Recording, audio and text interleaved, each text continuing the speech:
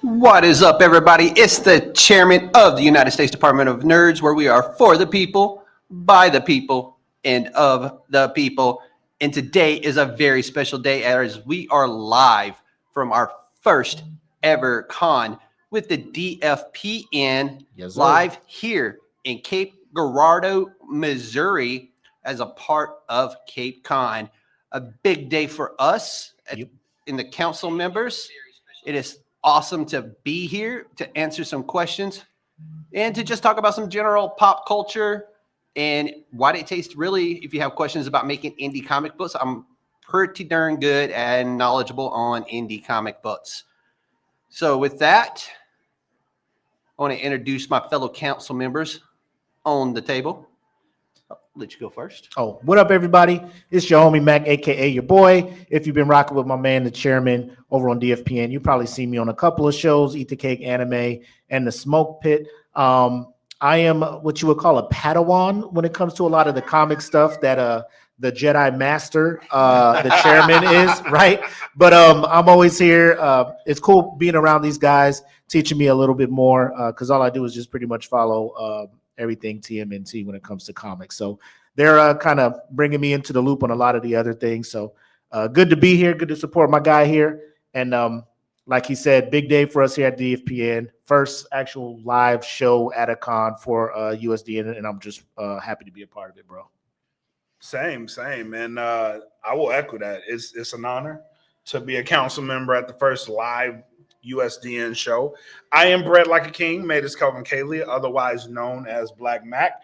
And I really nerd out about wrestling. That is my specialty.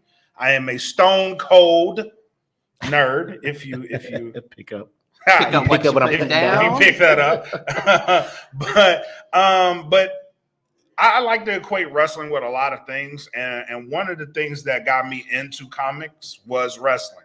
I was a big Hurricane Helms fan, and Hurricane Helms was a big fan of DC Comics' Green Lantern, which is where he based his gimmick off of, right? And just following him got me into comics, and it led me down this crazy path that I've been on for a while. But yeah, so it's an honor and a pleasure to be on. I'm very proud to be here this weekend. This is a very dope, incredible weekend. And I'm glad that this is the show that is bringing us home because it's time to have some fun.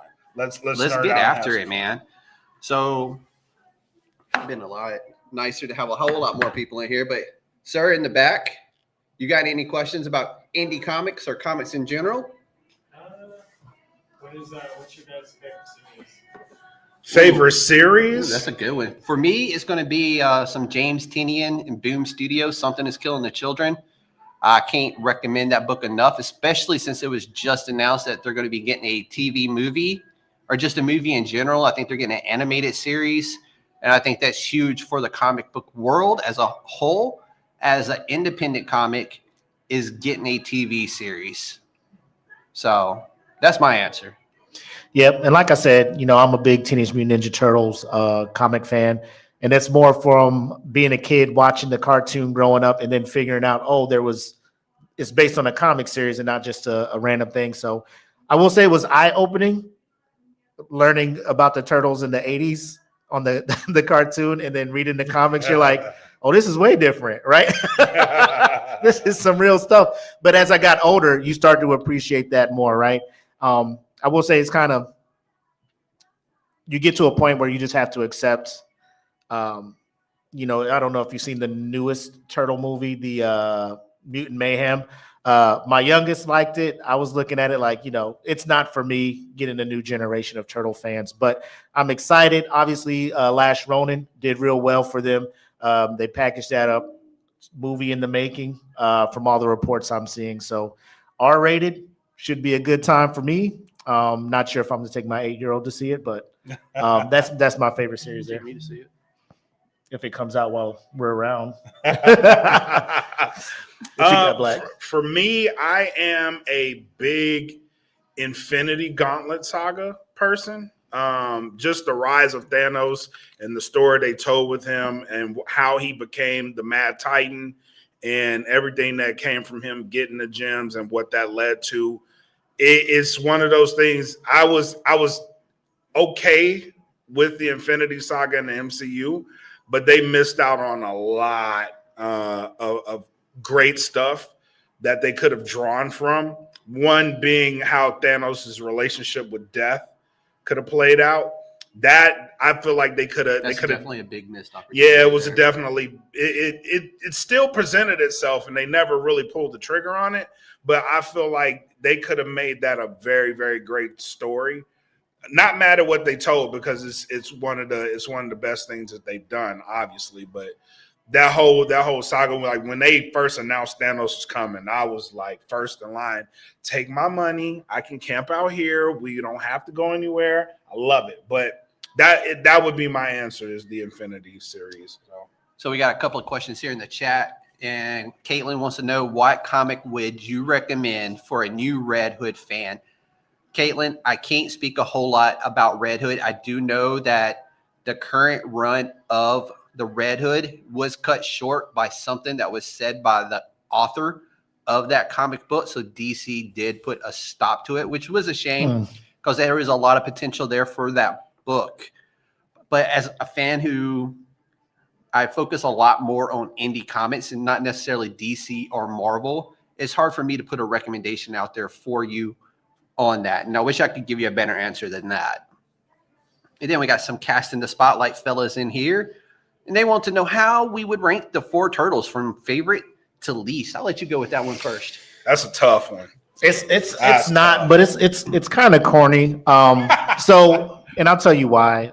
Me and my brothers would watch it growing up, and we would always act like the TV. It would piss my parents off, right? So I would be Leonardo. My older brother would be Michelangelo.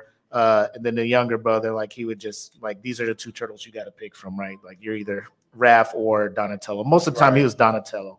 But as I got older, like, you're looking at it, Leo is still my favorite. I don't care what anybody says. I know it's the corny answer because he's all normal, the Splinter's favorite and everything. I will say that as a kid, Raph was kind of towards the end because I didn't really like his weapon. Mm-hmm. But as I got older and you read the comics and you see the relationship between him and Leo, like, there are some days it's like 1A, 1B. Yeah, like, I can understand Raph's point at that point in life. Mikey has moved up as well since. Is it spoiler alert? Nah.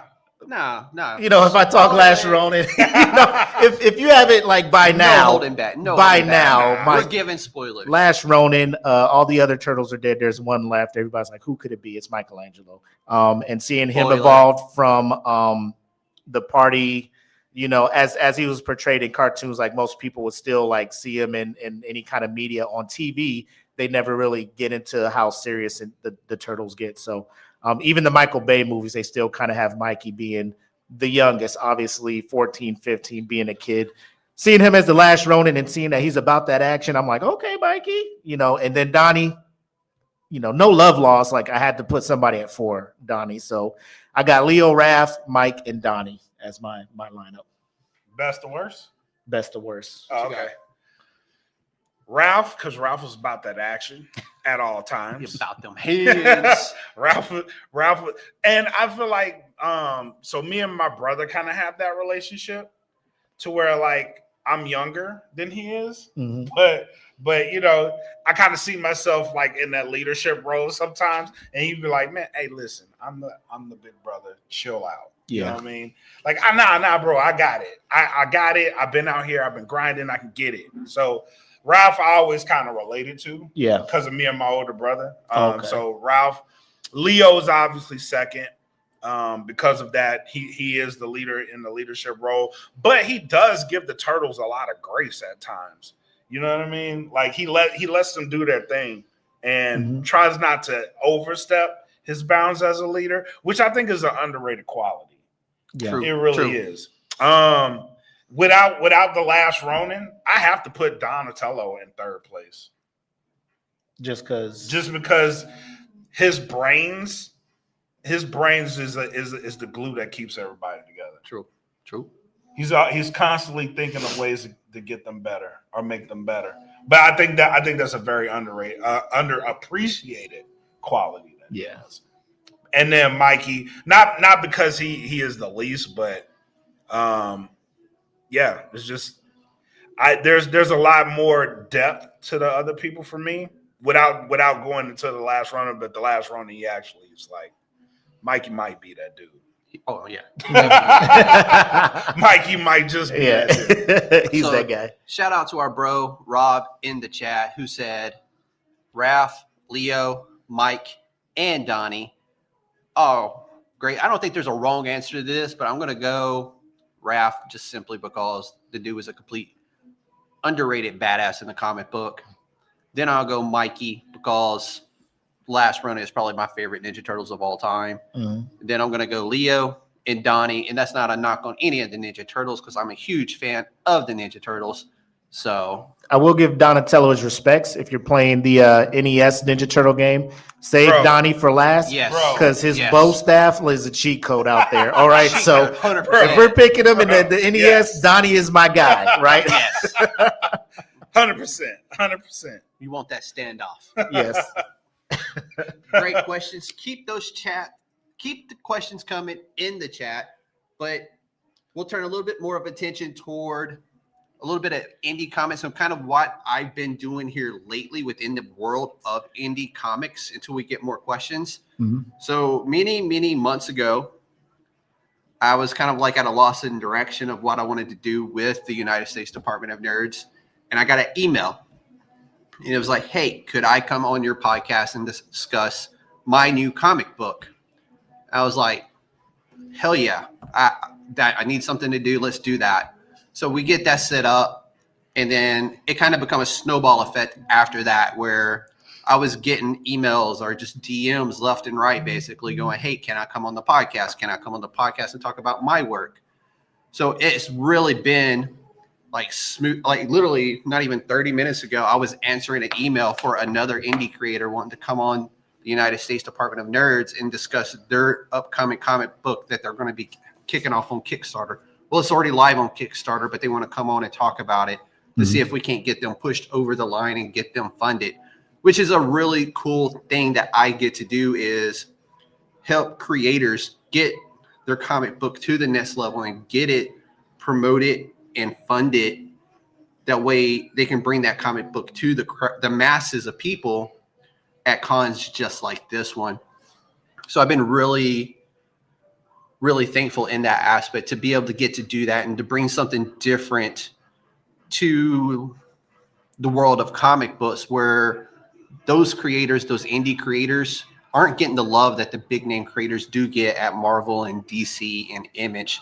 So that has been a really fun thing that I've gotten to do. I've also gotten to just 2 weeks ago, I interviewed the creator and writer and director of ZombieCon, the volume 1, which is a indie movie that is really fun. I got to watch that movie. I got to interview, what's his name? No, it's Aaron Anya, who also is his wife. And then can't remember his first name, but his last name is Valley. This is going to bother me, so give me a second. Let me look up his name because I don't want to give y'all a bad gouge, and they deserve all the love they can get. Yeah, that's all good. Did have a comment come through, a question. Have you read Once in Future from, looks like, Carrie and Gillen? Ooh, No, I have to look into it. No, that sounds like. Kevin if you can give us a premise of what that is. So CJ jumped in the chat. Kyle Valley. Yeah, Kyle Valley is his name. Okay. He wrote, directed, did everything related to ZombieCon Volume 1 with his wife, Erin Anya. Great movie. Cannot recommend it enough to y'all to check that movie out. I think you can rent it for 99 cents on Amazon. Nice. I got a question for you. When did you get into comics? And if there's a fan out there, a younger fan out there that has never experienced like the joy of comics, what direction would you point them in to say, like, this is the way we should go to get you into comics and become a comic fan? So it would really, at the end of the day, I think I'd want to know what exactly they are interested in. Okay. Are they interested in like action, or are they interested in more of a like a journey comic, like Saga or something like that? But it's really going to depend what their interest is. There's always an indie comic out there for everybody, whether it's from Image Comics or Boom Studios or Dark Horse Studios, one of those guys. There's literally something out there for every interest. And that's what's so cool about the indie comics. It's not just focused on the superhero aspect of comic book storytelling like DC and Marvel might be. Right. I guess that kind of answers the question for me, because I was thinking, like, how did I really, and I kind of introduced it earlier, like I got into it because of wrestling. But for a long time, I didn't know what I actually liked about comics. Maybe it was the darkness of some of them. Maybe it was the triumph. Like for a long time, until I got really into Marvel and dove down Marvel, like I was just like, it's a comic, I'm gonna read it. You know what I mean? Like I had stacks and stacks, and then like didn't know how to really sort them out because I was just reading comics. And then once I got fixated on it, that's why, like, if there's a new fan, like how do you just let the fan determine what they like? I would say you just got to know the person. It's almost the same thing with anime, right? People think anime, and one, they're either thinking it's just, Dragon Ball Z stuff or big robot mechs, or for those that know about the kind with tentacles and all that, they'd be like, you're weird. You know what I'm saying? The hentai and stuff. But there's an anime for everything. You got sport themes anime, right? You got your horror animes, you got your historical ones like your Vinland sagas and things like that. So it just depends. Like if you talk to a person and get to know their interests, like guarantee you I can point them to an anime and be like, check this out, right? Give this a shot. And then they could just follow that trail. Like you don't have to be, I don't want to say like the people that are now, like I love anime fans. I love that anime is bringing people in, but a lot of people are just like jumping on now saying Demon Slayer is the greatest anime ever, and I'm just like, that's cool. It's an amazing anime, but let's expand your horizons a bit. So comics are the same way. You look at it like Jeff said. I'm not really into X-Men and all that stuff. Can I get into comics? Hey, check this out. Here's some horror comic books, right? Here's some more realistic type things like Walking Dead, graphic novel type stuff. Amazing. So there's other things like people look at that and think it's just a show. No, it's based off a comic book, and that's how you can get people. Amazing. So back to the question from Draw Guy, I guess I have not read Once and Future from Kieran Gillen, and that's because it was before I got back into reading comic books.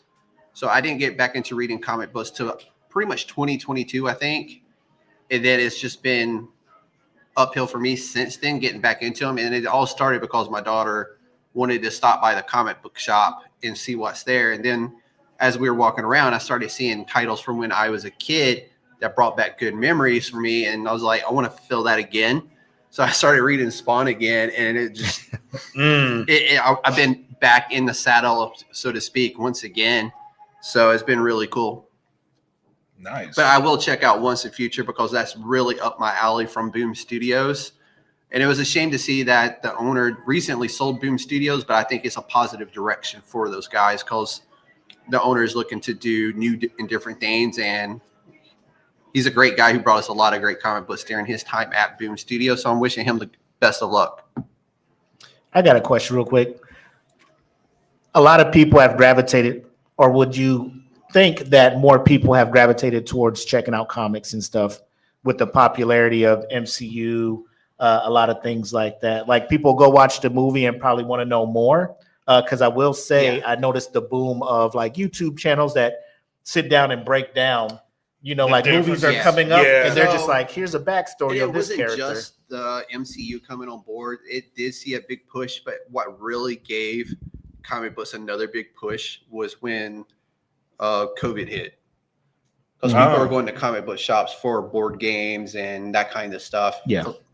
Just something to entertain since they have to be stuck in the house and really can't go anywhere. Right. So really those two things, the birth of the MCU really pushed people in. But again, they were just buying the stuff related to the more popular titles out there related to whatever that MCU movie was focusing on, which is cool. There's nothing against that.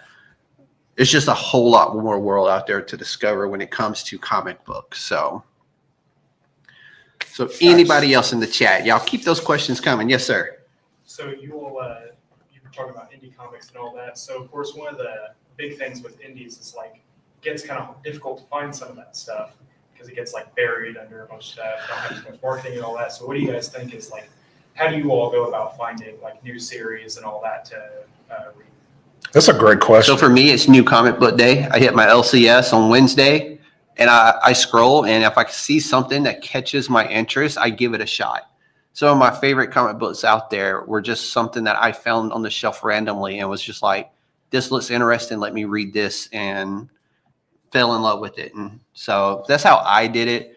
Dollar bins are a great place to start. If you're strapped for cash, just hit the dollar bin. Almost every local comic shop in your area has a dollar bin. I mean, just walking around the con here, every booth with comic books has a dollar bin. And those are always a great place to start. And for a bargain at that, a buck for a comic book, that's granted the prices now. I think the only place that really hasn't changed the price that much is the original Spawn series from Image. I think they're still $2.99. But everybody else, I know some of the DC books are like $7.99 now or $6.99. So it's absolutely ridiculous how expensive they're getting. But again, they're still telling good stories, so people are still going to buy it because it is from DC or it is from Marvel. But for a lot, the Image Comics, Boom Studios, their prices are remaining the same and they're remaining steady. So those are still attainable and affordable. Yeah, that's a great question. Shout out to CapeCon too, because this is one of the rare cons that I see where comic books are still a big focus. Normally, when you go to Comic Cons, it's different stuff, and the comic book isn't really as prevalent. But here, I've seen them all over the space. So, shout out to them for that, because that is a great look to the comics, and shout out to Jeff too, because you do some very underrated work, man. Working with the indie comics, working on the Kickstarter. I found a couple of comics just watching his show. So if you do, man, subscribe to United States Department of Nerds. It is very much, you will find some great comics that come through there and have great stories, and their Kickstarter campaigns offer a lot. So that's great work too. So we got CJ in the chat with a question. Do you have a starter recommendation for the major genres: action, superhero, drama, romance, comedy? Let's see, man. First of all, let me just say, CJ, I know you're driving home, bro. Like, You better not be. we love That's the too much support. typing, my guy. Unless you got a voice trans, you know what I'm saying, bro? Get where you need to get to, my guy. So this is going to be, I can give a list of books that I'm currently reading. Let me pull up my list because it's a list.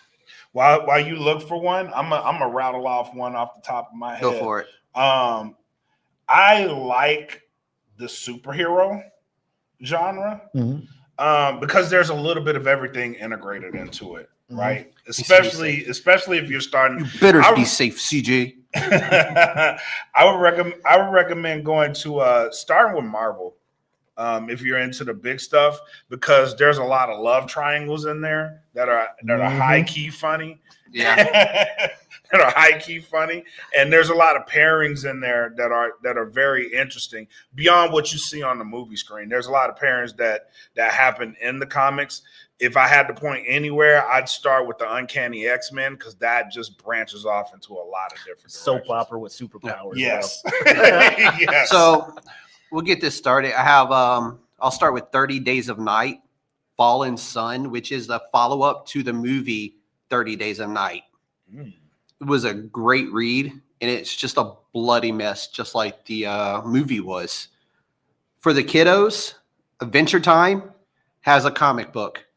Fantastic read, really fun. Also, Rick and Morty for the teenagers who are into Rick and Morty. My son reads those. Although I will say I would get in on Rick and Morty now, because in December, the comic book is coming to an end. I don't know if a new studio will pick it up yet, but I do know for a fact that Adventure Time on Ani Press will be coming to an end in December.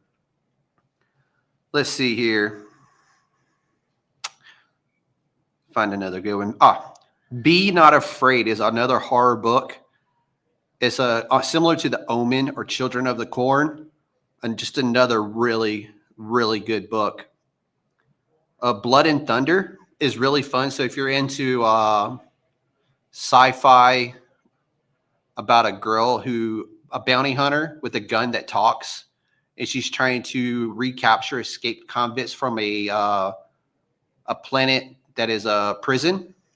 That's a really fun one, and the gun in that book is hilarious.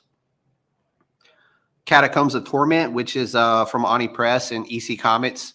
It's basically an anthology of different horror stories from different authors and artists. That's a fun one. Creep Show is still going around if you're a fan of the Creep Show.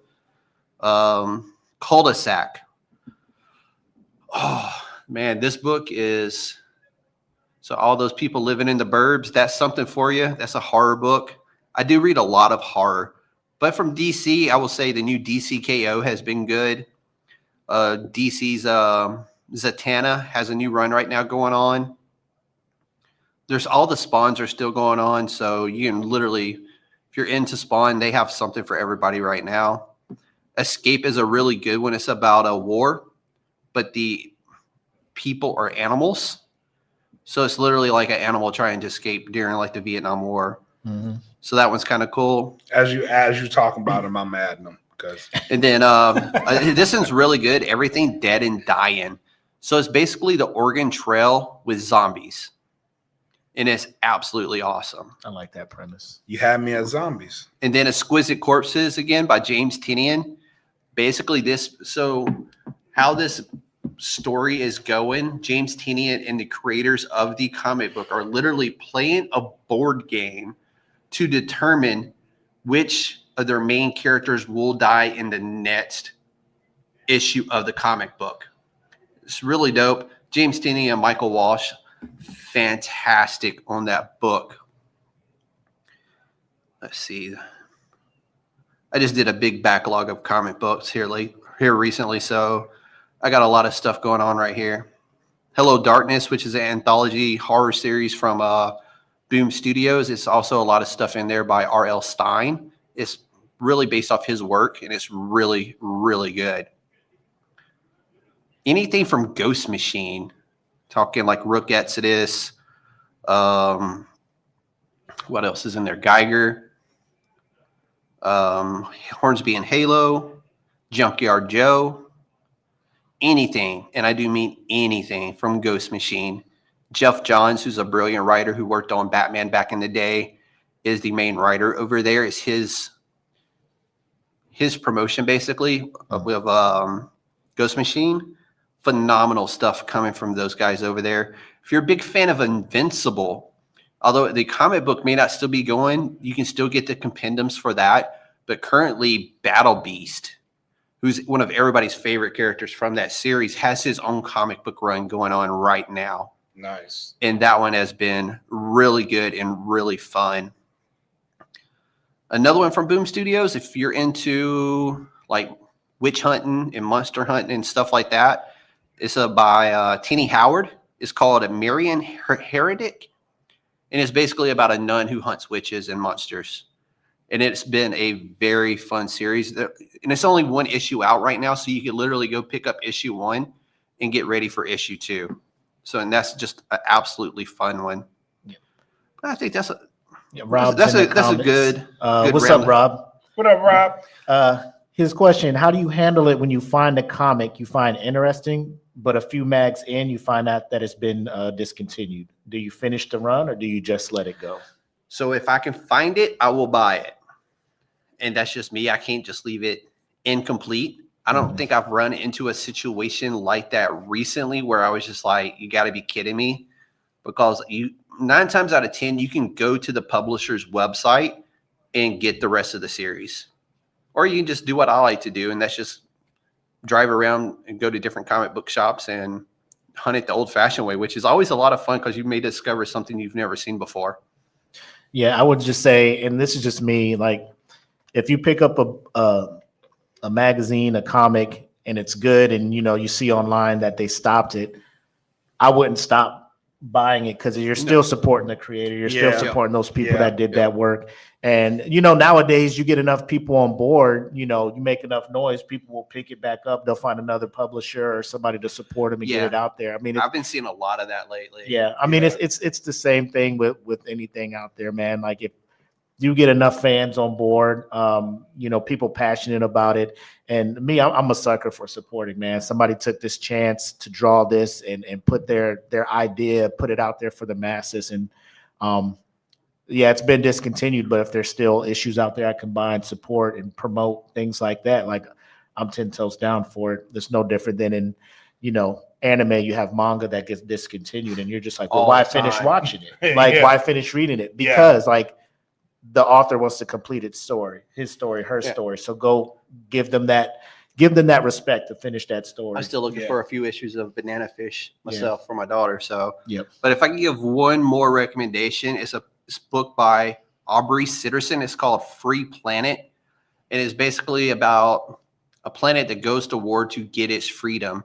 They win their freedom, but this is more about what it takes to maintain and keep that freedom now that you have it. And I think it's like 7 or 8 issues deep right now, but it has been a phenomenal read. And I cannot recommend that one enough. But if you want to talk about some real indie type of comic books, let me pull up my YouTube studio real quick. And we can go through some of the interviews that I have done. It's the most recent one I did was Monday, literally just before we left here. I did Powerscape with a guy named Donald Thomas Capello. Very fun comic book set in, I forgot what century it is set in, but basically the world has come to an end as we know it. In not every major city, but a lot of the bigger major cities now live in these bubbles. And those cities are run by an alien power source that we now must compete in a game of Powerscape to earn the energy cores to power our planet. So it is something really, really cool, something different and unique that's out there for you. If you just Google Powerscape comic book, I'm sure you'll find it, or you can go to Kickstarter and find it that way. That one was really fun. Let's see what else. Memoirs of the Morbid, Orange Edition. So basically this is like an anthology, very similar to Creepshow or something like that. And it's got a little bit of something for everybody. So I think it's 3 or 4 stories in there. And before each story, there's a segment with a guy similar to the Creep from Creepshow, who kind of gives you a funny lead into the comic book. And it's really fun. And let's see here.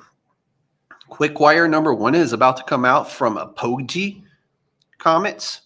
That is another really good one. It won't be on a Kickstarter. You'll be able to go to Apogee's website and just order it straight from their website. And they have a bunch of indie superheroes.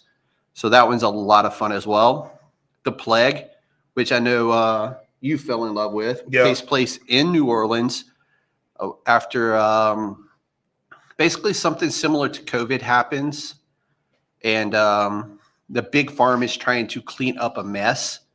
And one of their security guards basically got in their way. So they basically take him out into the woods and they plan to kill him. However, the swamp gives him another chance to basically correct the wrong. So that one's really cool. That's dope. And that one's still active on Kickstarter right now. So you can still get in on that one and support it. And then I know one of your favorites, Dark Pink. Yep. That one It's not what you guys think. It's really not. So he pointed at me. Your favorite Dark Pink. I'm just hey. It is not that dark pink. I will promise you. So basically, it's about a rich kid from the UK who basically kind of gets into a little bit of trouble, and then her parents move them to New York, and then she finishes school there. And then her parents are like, okay, you're through college. We're going to take you this vacation. And they go down to New Orleans.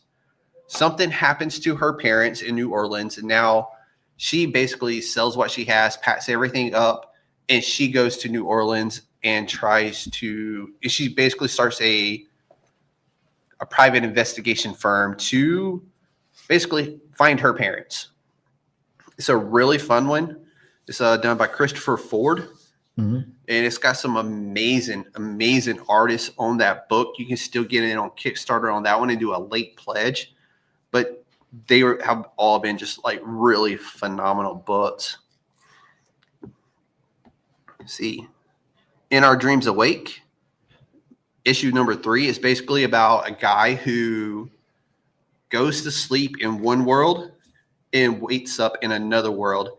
It is written by 2 different writers and drawn by 2 different artists. So one world's a futuristic cyberpunk era type, and the other one is like the Renaissance age. Mhm. So he'll literally go to sleep in one, wake up in the other one, and both of them they're both very different. Oh, like Moon Knight. No, it's the same guy. Yeah, No like different Moon Knight. personalities. His personality is still kind of the same. He looks a little different in each world, but he's still the same dude. Okay.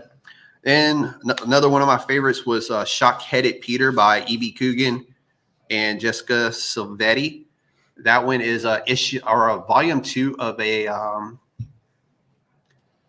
it's not a comic book. It's a Graphic novel. graphic novel. Thank you. Yeah. Brain fart there. Apologies. But that one's a lot of fun. It's basically an old German. What are those called? Folktale. Thank you. My man in the back. And they basically modernized it and brought it into a new and different setting. It's a lot of fun. Mhm. And I can't recommend that one enough too. I think it just funded as well. And I think I've done this year alone, I have done 20 Kickstarters interviews, and I just got emailed today for one more.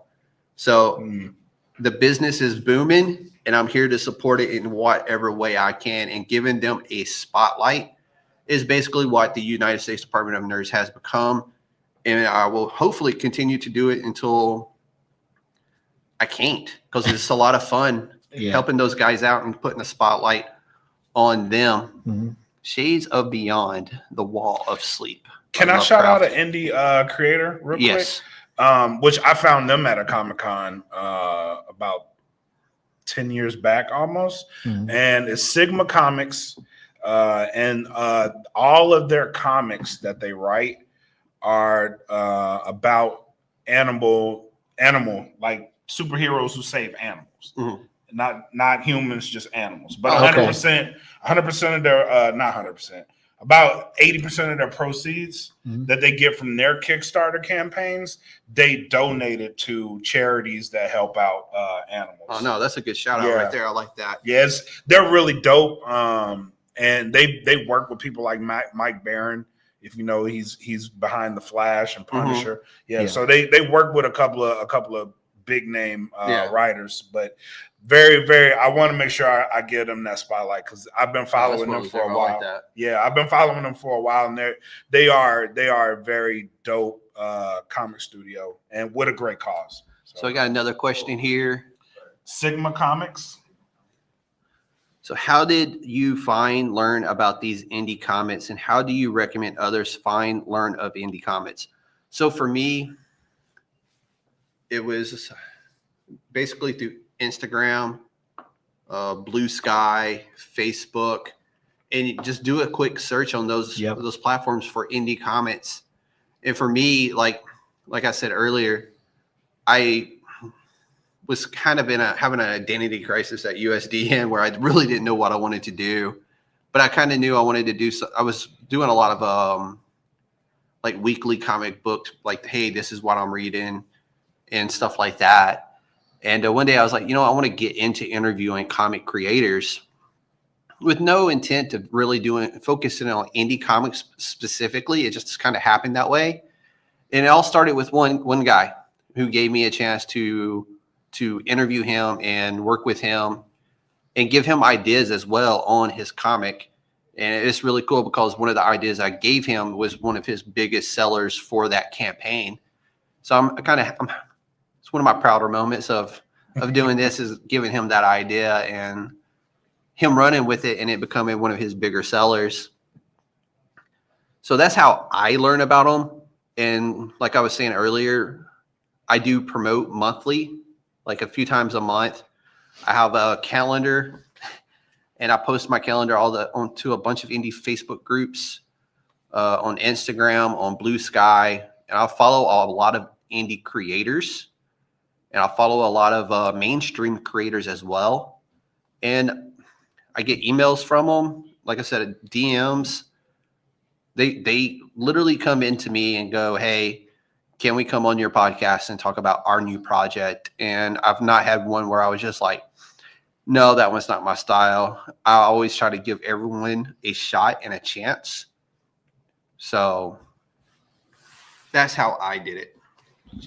Before USDM, mine was the old-fashioned way, right? Going to a comic shop, seeing it, looking very interested in it, or going around a con and seeing somebody pushing something I didn't know, asking them what it was about, and finding it. So, Yeah, 100%. Just like anything else, just visit your comic shop. And then Yeah. the people who work in there are knowledgeable. And like we were talking about earlier, you'll be looking around, browsing. They'll come up, hey, what are you into? Yep. You let them know, and they'll be like, hey, I got just a thing, and point you in that direction. So I do have a question. And I know he was talking about identity crisis and stuff like that. I love that he picked up the comics and stuff. Like when somebody finds their passion and goes after it, it's cool. yeah, it's dope. But I don't know if you've seen the logo for my man's podcast, Star Wars guy. Yeah. I got a question for you. You see the landscape, you see where Star Wars is at. Yes. As a property. A lot of ups and downs, more Here we downs go. than ups recently. Oh, yeah. Here we go. Yeah. Now What we're do about to have fun. what do you think, or what direction we give you? Hey, Disney hit you up, Jeff. We're fumbling the ball here. Yeah, they are. How do we It get ain't a we fumbling. You Yeah. already fumbled that ball. fourth quarter, 2-minute warning? We need a touchdown, 2-point conversion to win. How do we get back in the game, Jeff? What's the move we make? You pull your heads out of your asses.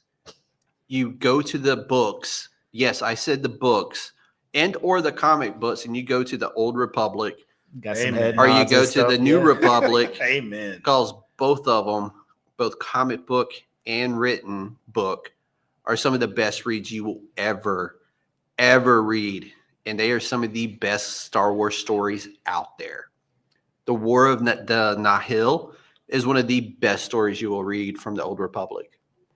So that is what you do. That Disney, if you're listening, that's how you unfuck Star Wars. So, like, I agree, knowing some of the Old Republic stuff, obviously playing Knights of the Old Republic, you start seeing, there's Revan, there's Malik, and all this other stuff. You're like, I would love to see this, right?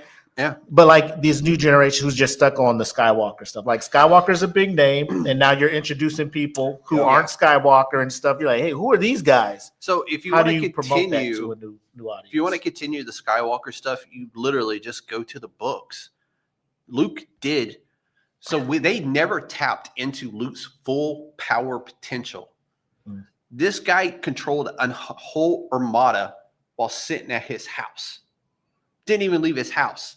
He just entered into his deep state and literally controlled a whole war, a whole armada, a fleet of starships using his psychic abilities.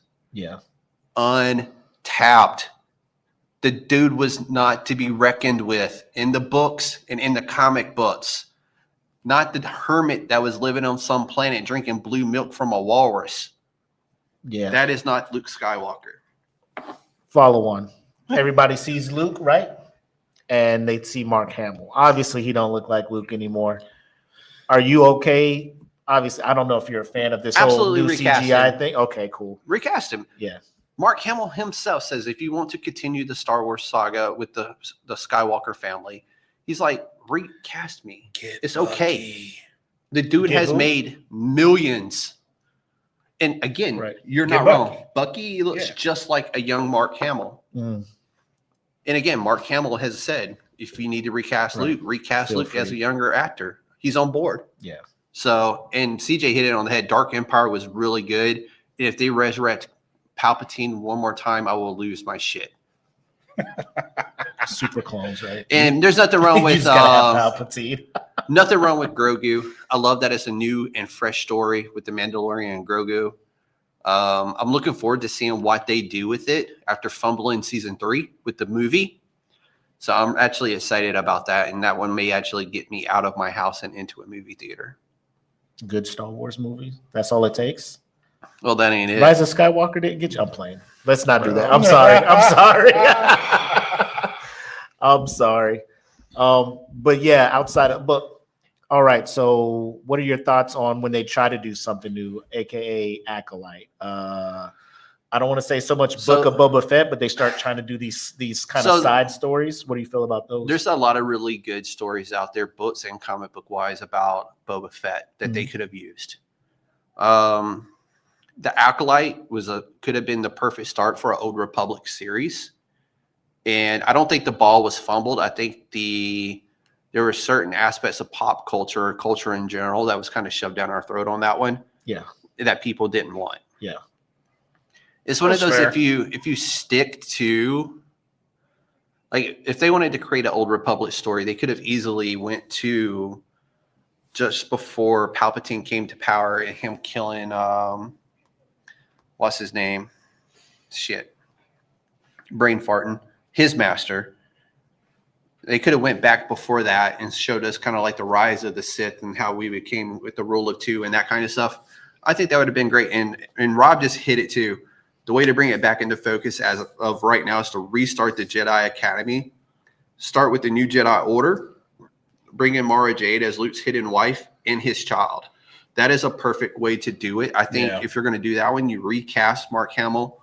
Yeah, Plagueis. Yeah, Plagueis. Thank you, Rob. Yeah. I was brain farting on that one too. But no, Rob hit it right on the head. And yeah, and Palpatine's been resurrected more than once, but it's cool how the resurrection of him took place, and all started with Luke's hand. Mm-hmm. So that was pretty cool for when it got cut off in Cloud City. Yep.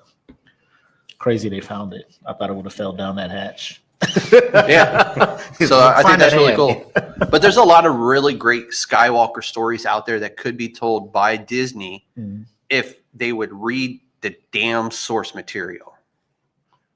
Here's the issue with that, right? They don't know how to read. No, not There's necessarily. picture books, there's comic books. So Not necessarily they don't know how to read. Is Disney is still stuck in, we have to tailor this for the kids. And in order to really truly bring out the nature that is in the Old Republic, you got to go dark, bro. And No, you're absolutely right. you gotta step outside the boundaries. And I know that you're willing to do it for Marvel. You got to be willing to do it for Star Wars too. See, they didn't really have to do it for Marvel. They could have kept it Sunshine and Rainbow. Oh no, you needed for the children. You needed to do it for Marvel because it 100. But when you break that barrier and give us something like a Deadpool and Wolverine, to where things, you've shown us that you can go outside the boundaries. Yeah, I mean they could do that. I mean, they proved it with Marvel with Deadpool, Wolverine, and then just the regular Marvel movies. There's a way to do it that you can meet the sides of both audiences, the people with teenagers and kids who want to take their kids to see these movies and still appeal to the adults. There's a fine line there that they can do. Yeah, I mean, yeah, you can do that, but I agree with anything from the Old Republic era would have to be pretty dark. yeah, it's got to be dark. But it can still be done in a way to where you can take your kid there if you wanted to. Slap a TVMA 14 on that bad Exactly. boy and let these parents exercise parental control. Yeah. And give us what we want. It's not that hard. Again, that's part of the problem right there. I would say I prefer like if they go with the TV series for these things, but they got to do them right. Like the way they try to cram stuff in a hour 40, 2 hour thing, you can't do that, right? Like you do a 16 episode animated series, Right. or you do an 8 episode or a 10 episode live action where every episode is an hour and a half long. Yeah. And I think that's what they need. They need to understand who these characters are, because shout out to Rob. Yeah, you start doing new Jedi Academy, Mara Jade, all of this stuff. Disney will be like, okay, we'll do it. And then they'll try to introduce Mara Jade so fast. People will be like, wait, wait, what's going on here? Well, So the if you fans just are going to kinda- know. Real fans I'm of talking- Star Wars will know. The people Disney want to come watch. Like They know they have real fans by the balls That's with Star another Wars, So but they want to expand it and bring new fans in. Yeah. You know, Yeah, that's another problem. Disney is looking at Star Wars like it's Disney. it's not. Like, bro, It- they have an established fan base already, bro. Like, Yeah. You have you gotta to cater appeal to them. that fan base. Yeah, you got to cater Because to that fan base is literally the most toxic fan base in fan base I'll say history. people have been coming to Disney World to see princesses and all that stuff. The minute you brought that Star Wars stuff over there, new people were coming to see. Yes. Just like you did when you made Avengers Campus. Like new people were coming. Like they're bypassing the magical kingdom and going straight to the stuff they want to see. Yeah. And if you're fumbling what they're holding precious, you're going to start seeing the decline and stuff. People not going to watch your stuff when you put it out. You know, shout out to Andor, great stuff. Yeah, dude, But- Andor is probably the biggest win in Disney Star Wars history. And what sucks about it is, as great as that TV show is, we knew what was coming after it. Yeah, but And that was Rogue One. no, but that's what I'm saying. Nah, The- I that like doesn't that suck. though. No, The it doesn't prequel, suck. like Love if that you movie. can already establish characters, kind of what you're talking about, just going back, getting some things. Now, I don't know how you guys felt about Solo, as far as like let's introduce. So it was a We get a ball. no. I'm one of the fumble. rare people Hold that on. actually like. Why- I it. liked it, but I thought it was fumbled. It could have been better. Right. What didn't you like about it? I didn't like that I don't remember anything that happened during the movie. Wow. It's a nothing movie. I can understand that. Yeah, I get what you're saying. I can understand that. In the grand scheme of things, what happened in that movie don't really matter. But not to say I like the movie though. Well, no, because they introduced characters in that movie who are a part of the Crimson Reign comic book storyline. And those characters and that storyline from Crimson Reign is some of the best storyline that you can read in the comic book. Oh, for the chat, Without a doubt. the from the audience, he said he didn't like the fact that he really didn't take anything away from it. It was more like a movie that was just a movie, like nothing really mattered in that sense. And Rob's got another good one in here is they fumbled. They wanted to distance themselves from the old trappings, i.e. the Skywalkers, the distinction between Jedi and Sith. The powers that be wanted their own characters. Yeah, but here's the thing about that. That's the, a fact, the characters are already established within the Star Wars world. You can create new characters within it for stuff that happened completely after the Skywalkers. You can create new stuff for that. I get that. There's a way to do it and there's a way to not do it. And Disney chose the path of the way to not do it properly. That's fact. And it's not that people don't like a strong, powerful, female lead. We love it. I mean, shit. Princess Leia is one of the. So she finished her Jedi training. She was an established Jedi who just so happened to carry the name Princess, but her leadership qualities was her lead into rebellion. That's really where her setting and her strengths were. So it's not that we're afraid of a strong female lead. It's don't shove the female lead down our throat the way you did. And also, we were led to believe in the impression that, what's his name? The stormtrooper. Finn was going to be the lead and who was going to be this powerful Jedi, because it was something we've never seen before. Psych your balls. But that never happened, right? Right. So that was another reason for everybody to be upset, because everybody was like, "Oh, this is going to be about Finn," because that's what was given to us in the previews and stuff like that. I'm like, "Oh, Finn, I can get behind Finn. This is really, really dope." Nah. Psych. Yep. And it's a shame that they did it that way to us. Mm-hmm. They messed up when J.J. Abrams left, and then they brought in the new guy and changed. Yes, absolutely right, Rob. And then Me and Rob. back to JJ. So for y'all who don't know, Rob save us. is our brother. He comes on the podcast when I talk anything Star Wars. Official Normally, member of the council? He is an official member of the council. He's an OG member of the council. And once a year, I do a giant Star Wars show. I didn't do it this year because I was so busy with interviews that I hadn't had a real time to sit down and put anything together. But I know the new Star Wars Visions just finished, so this may be a chance for me to, during this holiday break that's coming up, to sit down and write out my annual Star Wars show and just do it later than I normally would have. Normally I do it every May. And but yeah, if I do that, I'll have, Rob, I will have Bill, Frank D, Amanda comes through, right? Amanda. Yeah. Yep. All the Star Wars. All my Star Wars friends. Hardcore. Like so I like to think I'm smart on Star Wars until I met Rob and Amanda, and Frank D's come a long way. You know what's funny about Frank D is I'm the one that took him to see his first Star Wars movie. And then he just blasted off. And what's funny again on that is, like, he would sit there and talk so much shit about Star Wars and how much he hated it. And then finally one day he shot me a message. He's like, "Hey, I changed my mind. I'm actually in love with Star Wars now." I was like, Welcome to the club. "Welcome to the club, buddy." All right, we got time for one more question in here. Or it's a statement, rather. I feel like Disney is afraid of the pushback and a little too willing to change direction mid-trilogy, and the story kind of falls apart in a lot of the newer stuff. Well, that goes back to the director changes, right? Yes. That had a bigger effect on it than people realized, and the vision getting messed up. Yes. And it just, you ended up with what you had, bro. And it's like, who greenlit this? Like, what?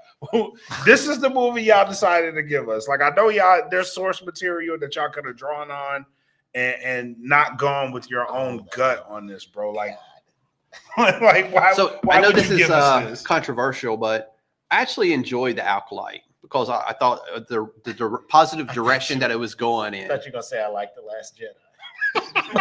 Because you're like, this is controversial. I'm just like, bro. But no, The flip Acolyte, this. the direction they were trying to go with The Acolyte, I was thoroughly ready to enjoy. It led to Plagueis. So Yeah, and that was something I was excited to happen. And like, it got a lot of, like, people just like shot it to shit for some reason. I'm like, it really wasn't that bad at the end of the day, but people just wanted to shit on it because it was different. It didn't include the Skywalkers, which some of these things you just gotta don't let need the breathe. Skywalkers to tell a story in Star Wars. But You don't. that's the thing, though. Like, I think we're in this age. We're the elders now, right? Because when the sequels came out, like, some of the younger people were like, "Oh, this is cool. This is great. This is Star Wars." And all of the older people at that time are the prequels, episodes 1 through 3, when they came out. A lot of people crapped on those. Yeah, I you was know one what I of mean? them. Like I blame these Jar Jar suck. Binks for me shitting on Star Wars. These suck. But if over time, like, they went and granted, they had to go and plug some of these holes with the Clone Wars and some of these animated series. But over time, the story made sense to where you go back and look at them now like, oh, I have backstory. Yeah. And oh, I have stuff that I can draw in, and now it makes more sense. You know what I mean? But So, breaking news, our tech director here at CapeCon is a huge fan of The Last Jedi. oh my God. He says it's rough, but it had a lot of fun and a lot of good ideas. So much so Professional trolling. that he got The Last Jedi tattooed on his upper left butt I need cheek. to see it. I don't need to see it if it's on his butt cheek. If it's on your butt. I'll take his word for it. I can only quote what was given to me, and that's what was given to me here. You really have that on your butt cheek? It's the whole Said it was the whole no maneuver.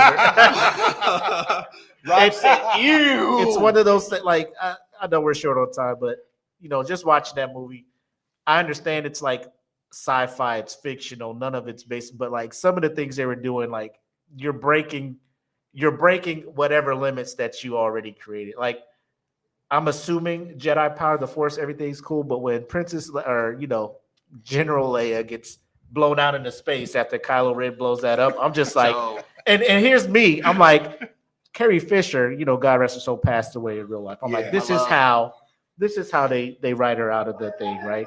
And then all of a sudden she's like, bibbity boppity boo, and flies back into the So, ship. I'm like, what are we doing? That goes here? back to me saying she was a Jedi and not to be fucked with like that. So is that out of the reason for her as a Jedi to do that? Absolutely not.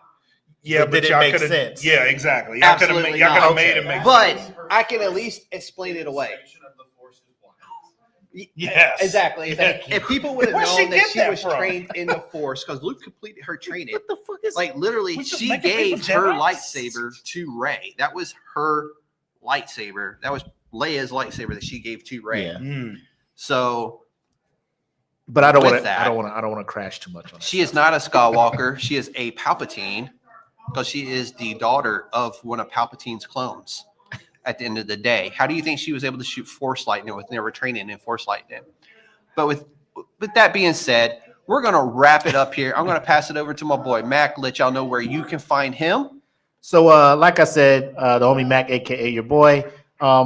First of all, you want anything that we do here, the Dat Feeling Podcast Network Facebook page is where it'll be at. If you're looking for us over on YouTube, it's at DFPN Studios, and then Instagram as well. I think it's Dat Feeling Podcast Network as well. So, but we do host the Smoke Pit. We're over there. We do have the website as well, thedfpn.com. You can see all our stuff over there as well. We link to the YouTube channels, everything like that. So if you want a one-stop shop, thedfpn.com, and you'll see where we're all at. But that's me. Same. thedfpn.com. You can follow us there. We do the Smoke Pit together Fridays, Thursdays, and Saturdays. We do No Gimmicks on the network, and we have so much weekly content, cutting edge heroes, Confessions of a Failed Family Man, Eat the Cake Anime. I'm tired, so I don't want to make sure. I don't want. We also have a TTRPG. Shout out to EJ and the Jen. Awesome Zone. Yes, and Rob, who all do that over there. Fantastic stuff with that. It's a very unique tabletop game. If you're into tabletop games and just watching people hanging out in different locations around the United States and just shooting the shit and playing a TTRPG, it's such a great definitely story. something to check out. And as always, I am the chairman of the United States Department of Nerds. You can find me on Facebook as USDN Podcast. My main page on Facebook is the United States Department of Nerds. I'm on YouTube as USDN Podcast. Instagram is USDN Podcast. Blue Sky, I'm on there as the USDN Chairman. Go give us all a follow. If I was y'all, I would go to the DFPN.com, bookmark that shit, and stay tuned because we have a lot of big things coming. And with that, y'all, we're out of here, CapeCon. Thank y'all for having y'all us so much, Cape Girardeau. You're beautiful. We'll see you in April for AnimeCon. It's cold here too. Yes, it's cold. Pack your long Peace. johns if you're coming out.